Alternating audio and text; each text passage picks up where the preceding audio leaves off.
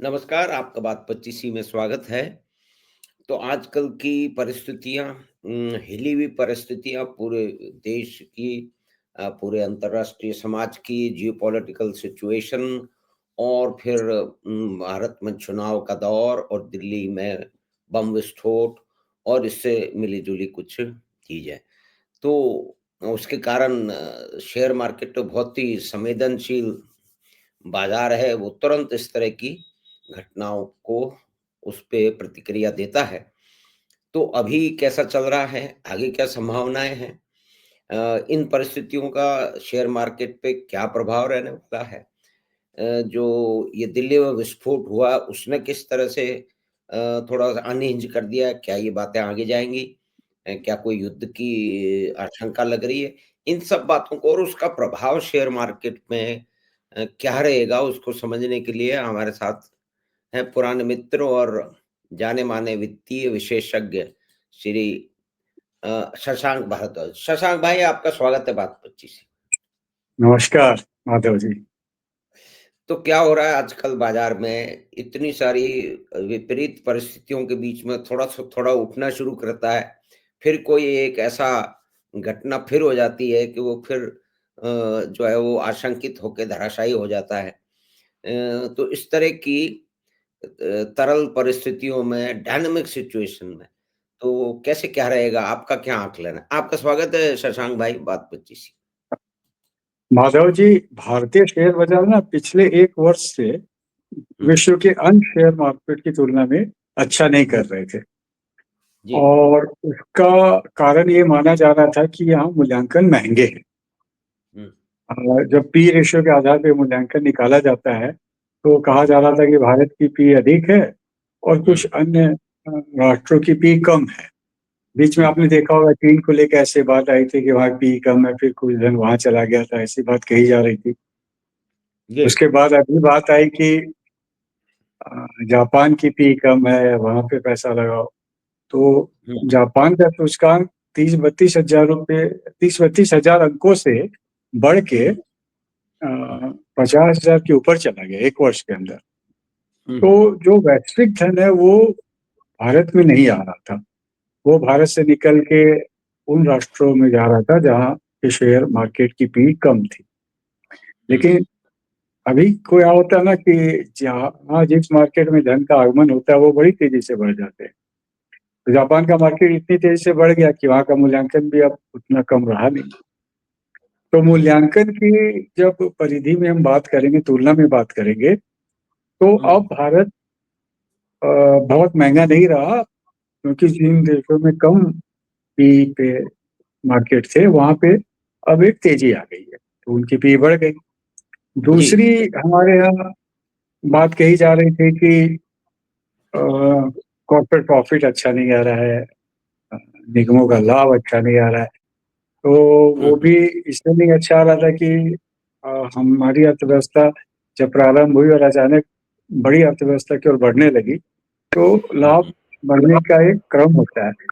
कभी बहुत तीव्रता से बढ़ता है, फिर थोड़ा धीरे बढ़ता है, फिर ठहर जाता है। हुँ, ऐसा हुँ, एक चक्र होता है। तो भारत उस चक्र में भी था, तो इन बातों को लेके हमारे यहाँ मार्केट बढ़ नहीं रहे थे।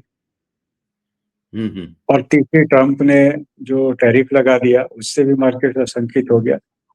तो जी। अभी ट्रम्प टैरिफ पे एक अच्छी बात आ गई है। ट्रम्प ने कहा है फिर से कि मोदी हमारे बड़े अच्छे मित्र हैं और मैं भारत से बहुत अच्छी डील करूँगा। हुँ, दूसरे राष्ट्रों के शेयर मार्केट महँगे हो गए हैं। हुँ, ऐसे में भारत में धन फिर से आ सकता है, विदेशी धन, घरेलू धन तो बहुत आ रहा है। हुँ, हुँ, 29,000 करोड़ रुपए का म्यूचुअल फंड इस अक्टूबर महीने में भी आया। तो वहाँ पे जी। समस्या नहीं है, लेकिन विदेशी संस्थागत निवेशक खरीद नहीं रहे थे। आपने देखा होगा लगातार बेच रहे थे। तो हुँ, उसके हुँ, कारण बाज़ार में बढ़त नहीं आ रही थी। बाज़ार टिका हुआ है या टिका हुआ सा था, नीचे आता है फिर क्योंकि हम विश्व की सर्वाधिक तीव्र गति से बढ़ने वाली अर्थव्यवस्था है और ये माना जा रहा है कि हम तीसरी सबसे बड़ी अर्थव्यवस्था बन जाएँगे, तो ये सब कारक शेयर मार्केट को उत्साहित करते रहते हैं। तो हुँ, हुँ, जो नकारात्मक सकारात्मक कारकों के बीच युद्ध चल रहा था, उसमें अब 2 कारक भारत के पक्ष में हो गए।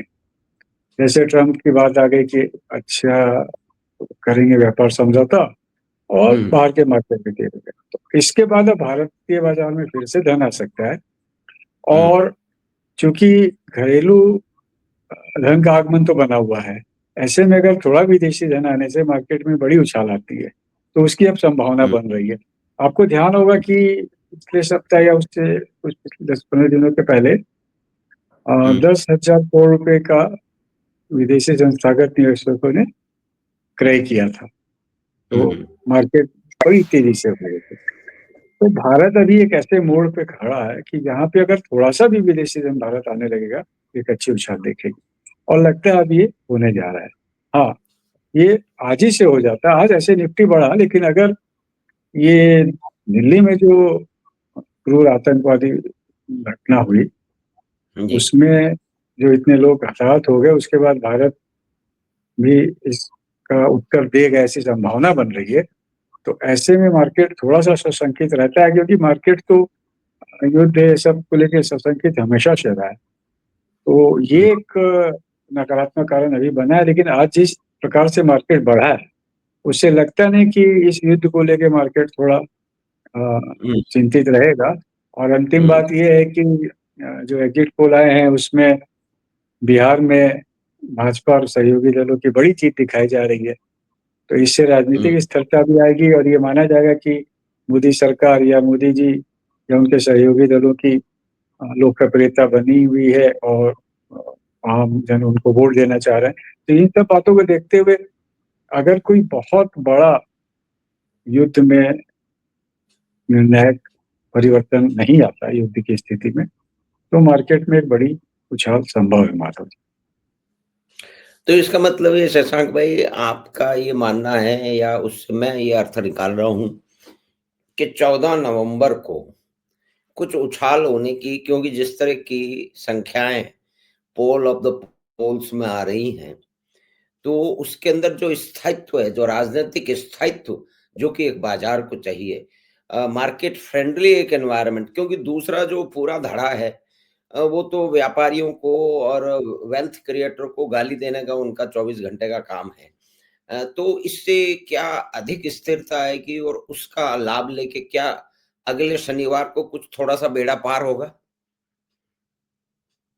होना चाहिए, क्योंकि राजनीतिक स्थिरता रहने से मोदी सरकार आर्थिक निर्णय बड़े अच्छे लेती है। हुँ, और मैं तो ये मानता हूँ कि ये एक ऐसी सरकार है जो हुँ, जो विभिन्न बिंदुओं को पहचानती है, आर्थिक मोर्चे पे क्या समस्याएं हैं उन पे ध्यान देती है, और फिर हुँ, उसके अनुरूप पग उठाती है। तो जब एक राजनीतिक विजय मिलती है, तो आप हुँ, जानते हैं शक्ति बढ़ जाती है काम करने की। तो इस क्षेत्र में तो बड़ा काम होगा निस्संदेह। हुँ, और उसके बाद अगर, जैसा मैं कह रहा हूँ कि युद्ध की स्थितियां नहीं ज्यादा बिगड़ी, सीमित सा रहा, तो मार्केट अच्छा बढ़ सकते हैं। हाँ, अब जो आप कह रहे हैं कि ये जो विपक्षी दल हैं, ये व्यापारियों की आलोचना करते रहते हैं, तो पता नहीं इनको किसने सिखा दिया। पता नहीं ये क्यों नहीं सीखना चाहते कि व्यापारी के पक्ष की बात करके मोदी 3 बार चुनाव जीत चुके हैं। इसका अर्थ है कि जनता को अच्छी आर्थिक वृद्धि, समृद्धि, व्यवसाय बढ़े, ये अच्छा लग रहा है। और ये पुरानी परिपाटी में चले में जब कहा जाता था टाटा बिरला को उल्टा सीधा, अब उन्होंने अंबानी अदानी का राग अलापना प्रारंभ कर दिया। तो मुझको लगता नहीं कि इनकी इन बातों का कोई लेने वाला है। अगर ऐसा रहता तो बिहार चुनाव में इनको सफलता मिलती। तो हो सकता है ये सीख जाए, नहीं सीखेंगे तो जनता इन्हें दंड देती रहेगी। और देखिए, कुछ लोग कहते हैं परिवर्तन परिवर्तन परिवर्तन, मैं कहता हूँ परिवर्तन आवश्यक नहीं है, अच्छा परिवर्तन आवश्यक है। परिवर्तन तभी जी, होना चाहिए जब परिवर्तन जो हो रहा है वो अच्छा हो। तो जब आप कोई अच्छा मॉडल नहीं सामने रखेंगे, देश की हुँ, आर्थिक समृद्धि की बात नहीं करेंगे, देश के हितों के विरुद्ध बात करेंगे, तो ऐसी परिस्थिति में अब देश की जनता अब आपको वोट देने वाली नहीं है। और बिहार चुनाव यही सिद्ध कर रहा है।